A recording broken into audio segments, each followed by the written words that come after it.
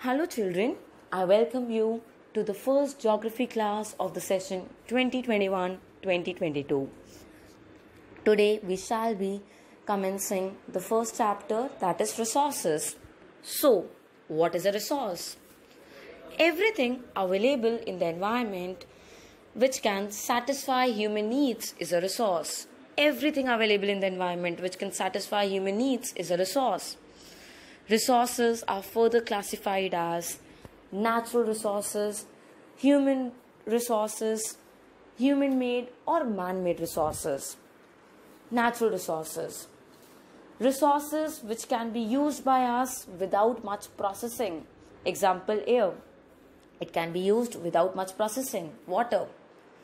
Man-made resources, the resources which are made by human beings using their skills, training, education. A lot of processing is done on natural resource to convert it into a man-made resource. For example, chairs and tables around. They are made from furniture after a lot of processing. So they are man-made resources. Even technology is a man-made resource. Human resources are the human beings. You people are becoming human resource. Education is being imparted to you, and so I request all of you to study properly, work hard and become a human resource and asset for the society. Now, natural resources can be renewable or non-renewable. Renewable like solar energy, wind energy, which gets replenished in a very short period of time. Non-renewable like the fossil fuels, they take millions of years to be formed.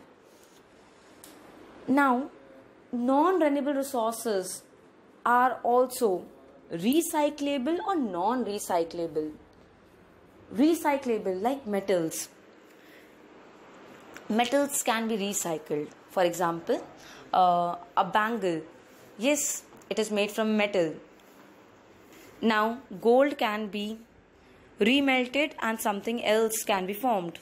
Non-recyclable like CNG, petroleum, etc. They cannot be recycled. Now, natural resources are further classified on the basis of origin. On the basis of origin, resources are classified as biotic and abiotic. On the basis of utility, renewable and non-renewable. On the basis of level of development or the status of development, potential and actual. On the basis of distribution, localized and ubiquitous. So, on the basis of origin, biotic, abiotic. On the basis of utility, renewable, non-renewable. On the basis of status of development, potential, actual. On the basis of distribution, localized, ubiquitous. This is an overview of the chapter where I have told you what is a resource. Everything available in the environment which can satisfy human needs. Resources are further classified as natural resources, man-made resources also known as human-made resources and human resources. Then natural resources some are renewable, some are non-renewable. Non-renewable can be recyclable, some cannot be recycled. Then natural resources are divided on the basis of origin, biotic and abiotic. On the basis of utility, they are classified as renewable and non-renewable. On the basis of level of development or on the basis of status of development, potential, actual. On the basis of distribution, localized and ubiquitous. This is an overview of the chapter. Now let's begin studying the chapter in great detail. Let's get started.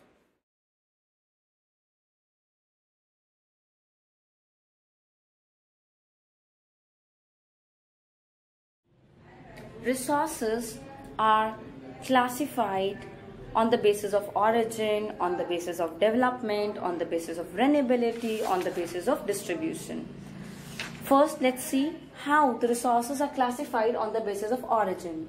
On the basis of origin, we have biotic resources and abiotic resources. Biotic, biology, as the name suggests, bio means living. So, biotic resources are derived from living organisms. For example, crops, microorganisms, fruits, vegetables, these all are biotic resources, right? So biotic resources, biotic means living. So these resources, biotic resources, are derived from living beings only. For example, cereal, crops, fruits, vegetables. In fact, human beings are also biotic resources. Animals, plants, all these are biotic resources. And most of the biotic resources are able to reproduce. They have the capacity to reproduce if there are favorable environmental conditions around. So biotic resources means anything which is living or any material which is derived from living organisms. So all plants, animals, flora, fauna are biotic resources. Fruits, vegetables are also biotic resources. Abiotic means non-living. There are so many non-living things around. Rock, soil, etc., air, water, these all are non-living resources. Now, these are non-living resources. That means they do not have life, right? So, and we need to be very careful while using these resources. As the human population is increasing, there is a threat to these resources. For example, the quality of air is deteriorating, water is getting polluted. So this is how the resources are classified on the basis of origin, that is biotic and abiotic. Now let's see on the basis of development. This is very important. On the basis of development, we have potential resources and we have actual resources.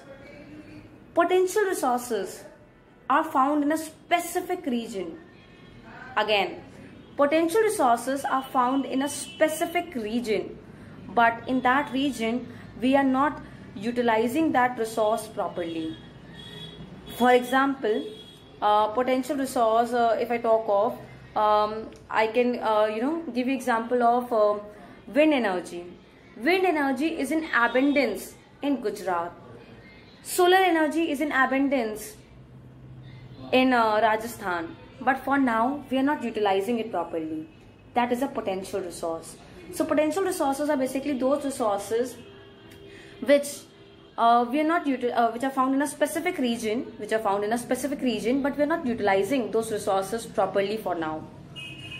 Actual resources, also known as developed resources, are those resources about which we know everything. We know about their quantity, their quality, how to use them, and of course we are utilizing them properly for now, right? So potential resources are basically those resources which are found in a specific region, beta, but in that region we are not utilizing those resources properly. Actual developed resources which are being used in present, we know about their quantity, quality, and how to use them, and we are using them in present. So potential resources are specifically are found in a region, but they are not being utilized in that region. Actual are being used in present. We know about their quantity, quality, and everything. So this is on the basis of origin and on the basis of development. Now let's see on the basis of renewability and on the basis of location. On the basis of renewability and on the basis of distribution, we have resources. Let's see on the basis of renewability. On the basis of renewability, there are renewable resources and non-renewable resources. Renewable, as the name suggests. Renewable means inexhaustible. Inexhaustible as in they get replenished, they get regenerated by any natural process, by any physical, chemical, mechanical process. For example, solar energy, right? Every day it gets renewed. Water also gets renewed. Then also we need to conserve water, because water gets renewed, no doubt. You use water, you use water from the taps. The water drains, then it evaporates, it goes in the form of water vapor to the heaven, then it gets back in the form of rain. But then children, when the water gets into the drains, that fresh water becomes dirty water, and we cannot consume dirty water. There is abundance of water on earth. However, there is dearth of fresh water, potable water, which we human beings can use for our consumption. And when we use fresh water, that also becomes dirty water. So though water gets renewed, but then rain, what happens? The rain falls into the drains. Can we use that water? No. And so there is a need of rainwater harvesting, techniques like rainwater harvesting, where that rainwater, instead of going into drains, instead of running into drains, should be collected, and it should be made to seep to the ground, and it should replenish the underground water. It should replenish the water table. So water is everywhere, but the amount of fresh water is pretty less. So we need to conserve water. We need to adopt techniques so that water, instead of running into drains, that rainwater, it should it should seep into the ground. So these are renewable resources. Renewable resources means those resources which have the capacity to regenerate, renew, yes, by any physical, chemical or mechanical process. So air, water, solar energy, wind energy, these all are renewable resources. But non-renewable resources, which take millions of years to be formed, they take millions of years to be replenished, or they cannot be replenished altogether. For example, coal, it does not renew like solar energy, wind energy. It takes millions of years to be formed. Metals, and so we have to be very, very conservative in our approach. Conservative as in we have to be very, very wise in our approach while using these resources. We don't have to waste these resources. Fossil fuels cannot be recycled also. Like if I talk of metals, metals are also non-renewable resources. They take millions of years to be formed, but metals can be recycled. For example, even the stapler pins that we use, they can also be recycled. But then fossil fuels, coal, CNG, they cannot be recycled also. We have to be very, very careful. Metal, say you have got jewelry made. Now you can remelt it, you can recast it and get something else. It can be recycled. But then the fossil fuels cannot be recycled. So on the basis of renewability or exhaustibility, we have renewable resources. Renewable are inexhaustible, and non-renewable resources. Renewable, they get replenished very quickly by any physical, chemical, natural process. However, then also we need to use water very, very judiciously, because though water is a renewable resource, but then the amount of fresh water is very less. Fresh water that is needed for our consumption, right? Water is everywhere, but then you cannot have that drain water. You need fresh water. Every time we use water, water runs into the drains. Even the rainwater, even the rain falling from the heaven, it goes into the drains. We need to collect that water through techniques like rainwater harvesting, and we should allow that water to seep to the ground and replenish our water table. Non-renewable, they take millions of years to be formed. They cannot be replenished in a very short period of time. For example, metals, fossil fuels, and fossil fuels are also non-recyclable. Once used, they get converted into water vapor and smoke. Carbon dioxide away, right? Now, on the basis of distribution, we have ubiquitous resources and localized resources. Ubiquitous. Ubiquitous means they are found everywhere. Localized means they are found in a specific region. Ubiquitous resource, found everywhere. Air is found everywhere. So it's a ubiquitous resource on the basis of distribution. And localized resources are those resources which are found in a specific region. So children, we have classified the resources on the basis of origin, biotic and abiotic, on the basis of development, potential and actual. Actual are also known as developed resources. On the basis of renewability or exhaustibility, renewable, non-renewable. On the basis of distribution, ubiquitous and localized. Now, Human made resources, these are marker, this board, right, machines, tools, buildings, these all are man made or human made resources. Technology is also human made resources.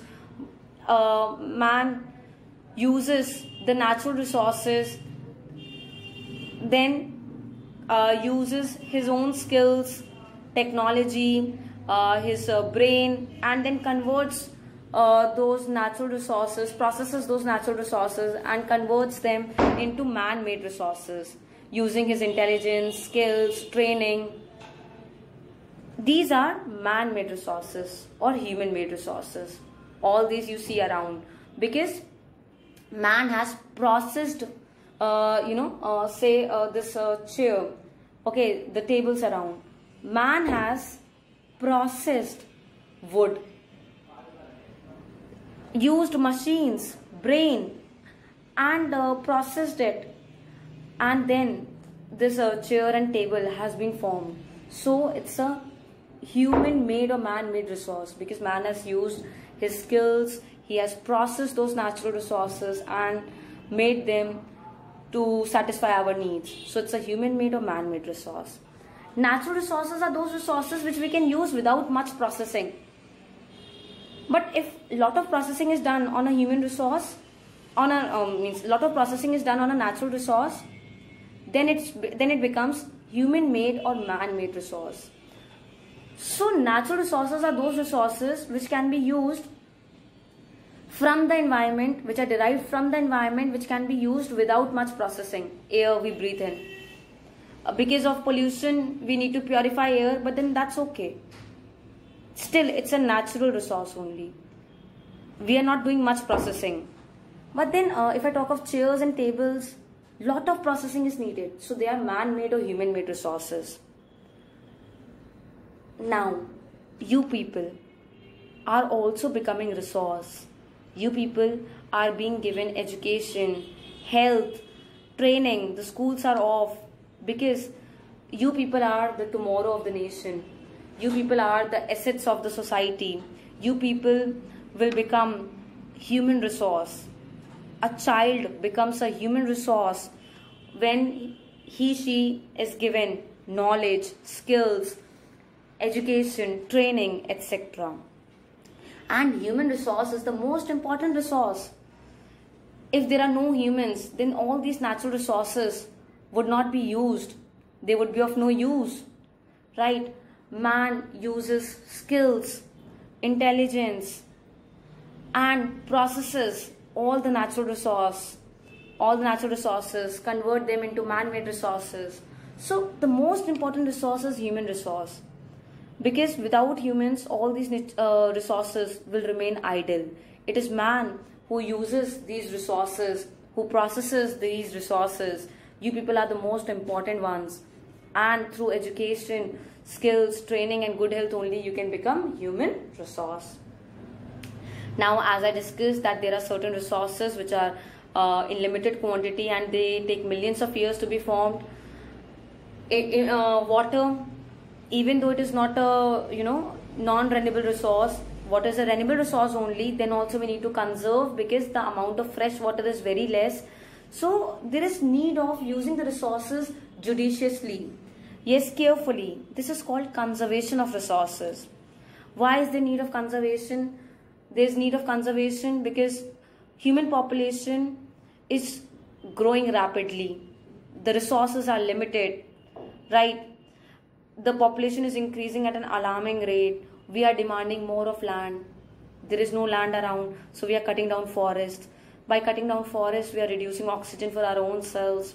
We are taking away the homes of the animals. We are destroying our quality of life. We are destroying our quality of air, water, land. Many animals have become extinct. So there is a need to conserve resources. There is a need to utilize resources very, very judiciously. If you can walk, then why to use vehicle? Why to use CNG or petrol or fossil fuel? They are non-recyclable. They are exhaustible. They are non-renewable. Switch off the lights and the fans when not in use. You need to plant trees. we are cutting trees at an alarming rate but not planting. Rather, we should plant more trees than the number of trees we cut. We should not waste water. C, we need to adopt sustainable development. What is sustainable development? Sustainable development means development that takes place in the present without damaging the environment, without compromising with the needs of the future generation. See, we should use resources but judiciously, in a way that we do not damage the environment and we do not exhaust all the resources. We are the trustees of the earth. We need to give this earth to our future generations. Yes, and the earth that we give should be endowed with resources. We should not give deserts to our coming generation. We should not give scorching earth to our coming generations. We should not give them earth where there is no CNG, no petroleum, right? No metals, no minerals. So sustainable development means development which meets the needs of the present generation without damaging the environment, without damaging the needs of the future generation, without compromising with the needs of the future generation. And the United Nations, UN, in the Brundtland Commission report, it made a report, Brundtland Commission report. It coined the word sustainable development in the year 1987, where it realized that we need to use the resources but judiciously, without damaging the environment, without compromising with the needs of the future generation, to meet our own needs. Thank you and have a great day ahead.